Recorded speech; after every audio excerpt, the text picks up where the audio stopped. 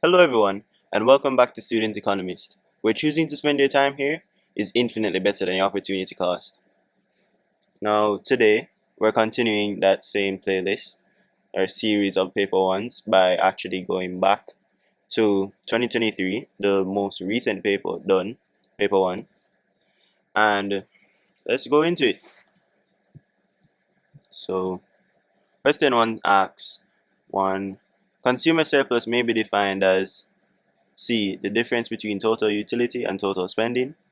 This is the additional benefit consumers receive due to having their reservation price, that is the maximum price they're willing and able to pay, being greater than the market price, that is the price in which the market clears at, and that's the price that they actually do pay.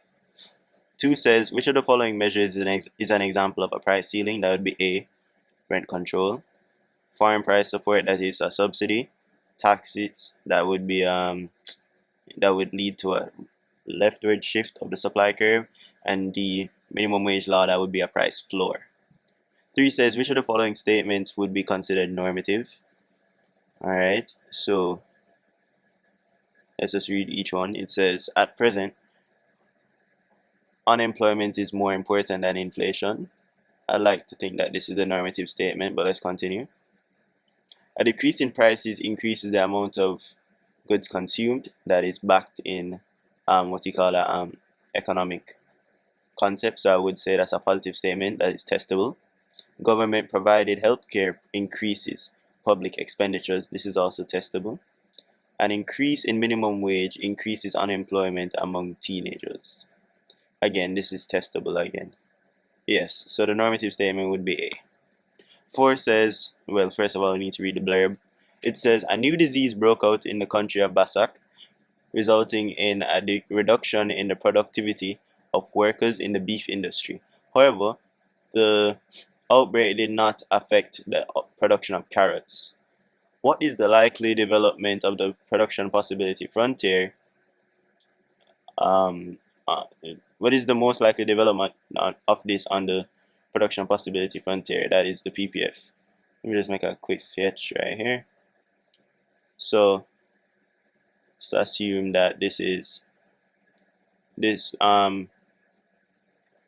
this one represents carrots, and then this one represents beef. So they're saying the outbreak reduced the amount of carrots, but it didn't touch beef. So essentially this would be,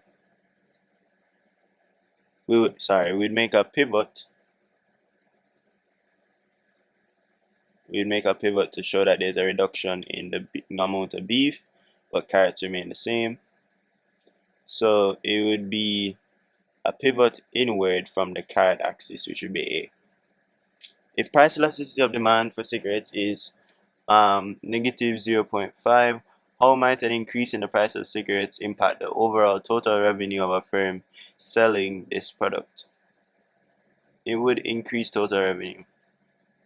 Again, we must note that price elasticity of demand is important to total revenue, especially seeing that it's an inelastic demand. So inelastic demand, that goes to show that the change in price, the percentage change in price, is proportionately greater than the percentage change in quantity demanded, which means that there would be the increase in price would be greater than the amount of people who actually choose to not buy the good. So, for example, if at $10, 1,000 people wanted to buy cigarettes, and now the price has increased to say $20, only 999 people, it leaves it now 999 people want to buy the good. So this is saying that yes, there is some type of response to the increase in price, but it's a very low response in comparison to the percentage change in price. So you find that, for example, now the total revenue will still increase, because the total revenue before would end up being, for example, $10,000.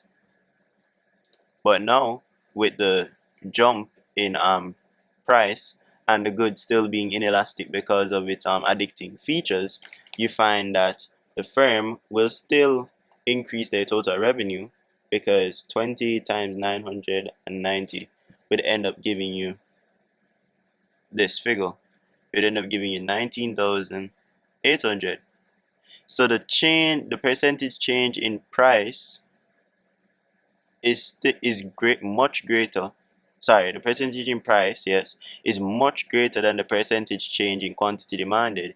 But in other words, too little people are not consuming the good in comparison to the greater proportionate amount of people, the greater proportionate amount of the increase in price. So overall, this would still increase total revenue, because for the most part, the people who demand cigarettes aren't very responsive to the price change. So the answer would be A. Okay, moving on. The point of tangency of the budget line to the indifference curve shows the combination of goods to buy that a consumer can afford. Okay. So question 7 asks, what is the most likely reason for the fall in price from OP1 to OP2? And that would be B, an increase in supply. We see the rightward shift from SO to S1. 8 says, which segment of the curves represents the short run supply curve? And that would be from E to H, that it would be C. 9 says, an increase in the price of yam is most likely to result in D, a movement along the demand curve from point X to Y. We see this because this causes a contractionary movement along the curve, and it also shows a law of demand, because as price goes up from $20 to $30, there is a decrease from 2 units to 1. Question 10 asks, at which stage of production should the firm operate? And the firm should operate in stage 2, which in this case would be BC, because in stage 1, the firm is overall inefficient in the sense that they aren't using the resources to their maximum, and they shouldn't go in stage 3 either, because stage 3 everything is falling in terms of total product is falling, and marginal product has gone negative, as well as average product is still falling as well. But in stage 2, everything is more efficient, and it actually utilizes the resources more efficiently, as seen by total product reaching its maximum, and they ensure that they don't stop when marginal product is equal to 0. So the answer for 10 would be B. 11 says, at which of the following points indicates optimal production? And that would be 3, because 3 is where the minimum of the AC curve is, and that indicates productive efficiency, this means that there's no excess capacity. 12 says, assuming that the firm is earning normal profits, at which point would the marginal revenue equal marginal cost? So again, this would be 3, because we can illustrate using a perfectly competitive firm curve, where we see that demand is equal to marginal revenue is equal to average revenue, and in this case average revenue would be equal to average cost, and it would also satisfy the MR equal MC requirement for profit maximization. So in that case, the answer would be C3. 13 says 13 says the movement on the graph which represents the substitution effect is from A, point X to point Y.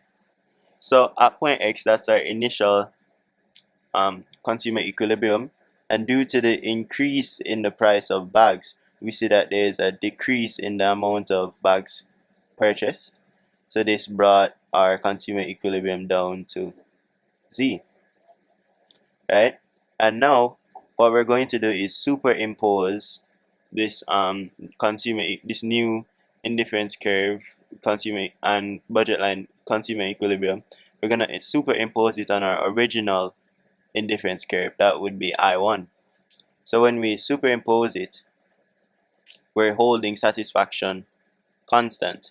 So we're trying to figure out how many units would we actually consume at the original level of satisfaction. So when we do that, we will be deriving the substitution effect, which would go from x to y. Okay, 14 says, using the formula for point elasticity, calculate the cross elasticity of demand between chicken and beef if the price of chicken increases from $20 to $25. So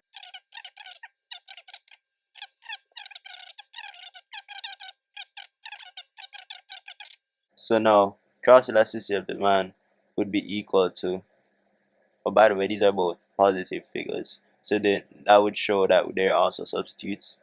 We go 200 over 25, which would actually give us our answer of 8. So the answer would be A.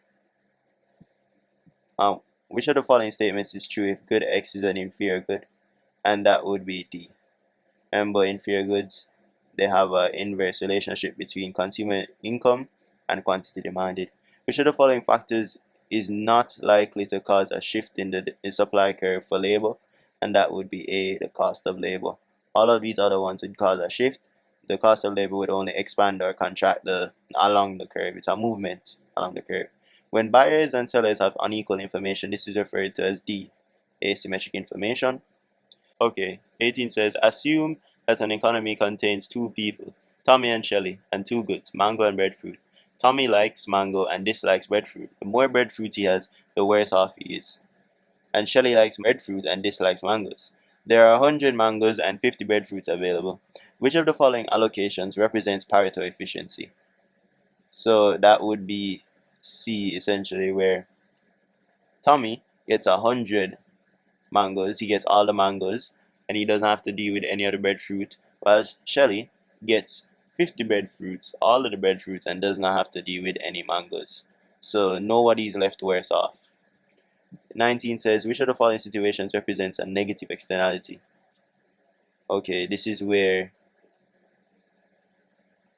A, private cost is less than social cost. This would be a positive externality. This would actually not even be an externality. And then this does not really make any sense. 20 says, positive economic profit exists where average revenue is greater than average cost, which is D.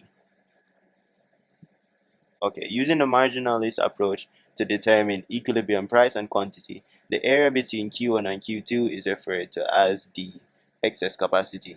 Remember, right here at Q1, there is no excess capacity because they're at the minimum.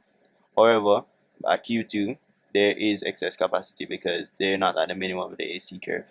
So this distance between these two is actually excess capacity. What level of profit is being made? And that's normal profit A, because the right here along the profit maximizing line, average revenue is equal to average cost right here, and average revenue is the demand curve. 23 says, if the cost of providing a good to an additional person is 0, then the good is B, non-rival. Which of the following terms best describes the type of goods that can be provided by the market but are usually subsidized or provided by the government in order to increase social benefits? That is B, merit goods. Which of the following features is not a characteristic of the oligopolistic industry? Okay, they are not price takers. Only industry that has price taking firms is perfect competition. 26 says, if there is no healthcare insurance, what would be the equilibrium price and quantity of healthcare?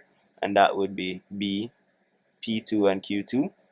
If a healthcare company offers to pay half the cost of healthcare, what would be the price and quantity demanded of the consumer? And that would be P3 and Q3, shown here. T and Tamara decide to watch a movie at the cinema. In which of the following categories of goods can the movie be classified? That's A, excludable and rival. Based on the diagram above, which of the following statements is true? That would be D.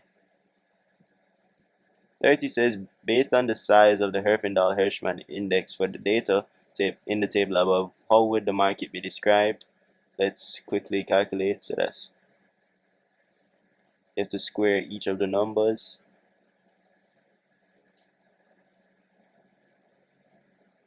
You end up with 3,338. That would be C, highly concentrated. 31 says, which of the following terms describe the relationship between factor rewards and cost of production? There's a direct relationship. So the more land, labor, capital, or entrepreneurship you utilize, the more rewards you can get. So the more rent, the more interest, the more wages, and the more profits you can get. So there's a direct relationship. The basic needs measure of poverty essentially looks at, okay, let's start ruling out things. So it can be D, because I don't think they look at longevity in terms of that. They look at the most basic needs. I don't think you look at education yet. These are all things that are found in like the HDI. HDI looks at the knowledge of the people, the longevity. But really and truly, the best answer would be A, because those are the basic needs that you would look at: food, clothing, and housing. Marginal physical product (MPP) is best described as C, total output from employing an extra unit of labor. Which of the following is an example of transferred payment? C, because things like, for example, you heard in COVID, people got packages, so that would be similar to a transferred payment. So the answer would be C. 35 is, factors that would most likely have caused this movement is 1 and 2, so that would be A. Which of the following assumptions is not true of a perfectly competitive labor market? They all have perfect knowledge. This is not true. They all have equal attraction to the all workers have equal attraction to the jobs, and they all have equal abilities. So the best answer is B.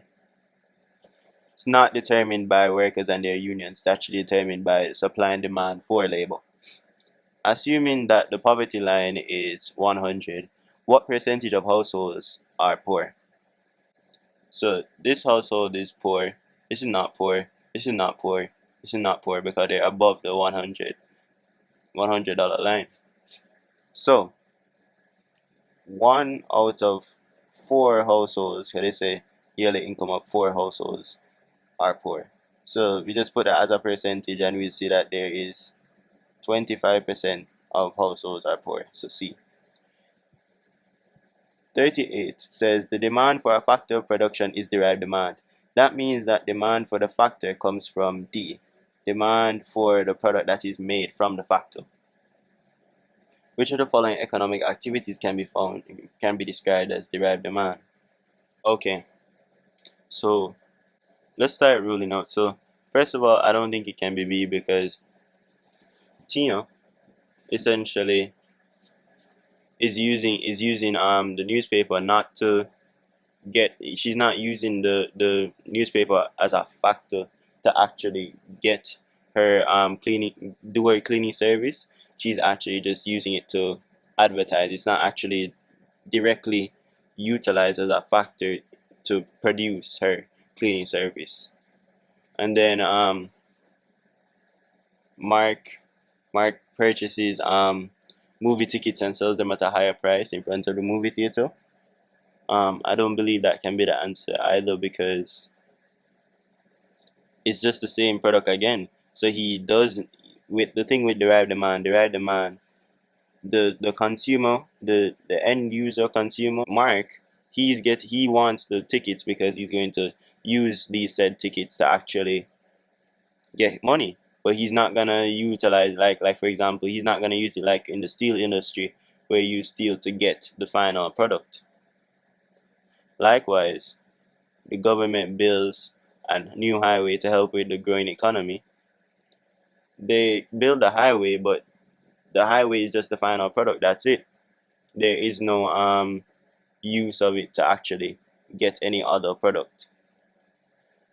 So that leaves D, which says Mr. James owns a packaging company but purchases packaging from his competitor to meet a surge in demand.